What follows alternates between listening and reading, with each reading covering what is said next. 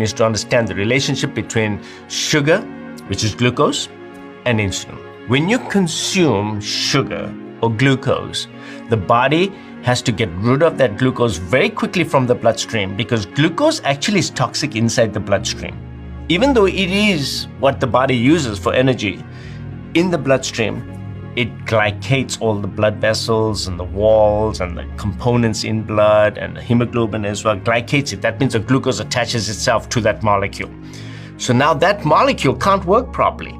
That is why the higher your blood glucose, all your chemicals don't work well. Your enzymes don't work well. Your hormones don't work well. Nothing works well, and you age prematurely because you're getting glycation. A glycated molecule can't work normally. It doesn't function normally. So when you consume the glucose has to come out of the bloodstream. And how does the body do it?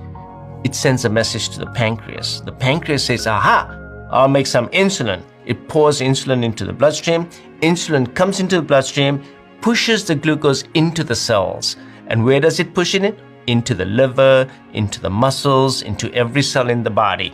Insulin will push glucose out. Now, how much insulin is the question? If I'm eating every 3 hours, and I'm consuming glucose, or I'm consuming starchy foods, or I'm consuming carbohydrates, every 2-3 hours, I'm stimulating my pancreas, I'm stimulating my insulin. My insulin goes up, it comes down. But before it even gets a chance to come down, it goes up again. So the repeated consumption and frequent consumption of glucose is causing my insulin to stay high, because insulin stays a little bit longer in the bloodstream than the glucose. The glucose will come down in about 2 to 3 hours, but the insulin stays higher for about 4 hours.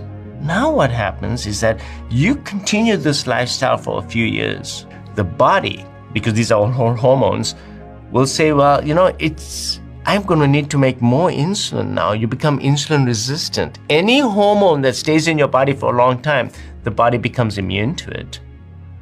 So the next time I eat the sugar, I'm going to have to make more insulin to produce the same effect. That is called insulin resistance.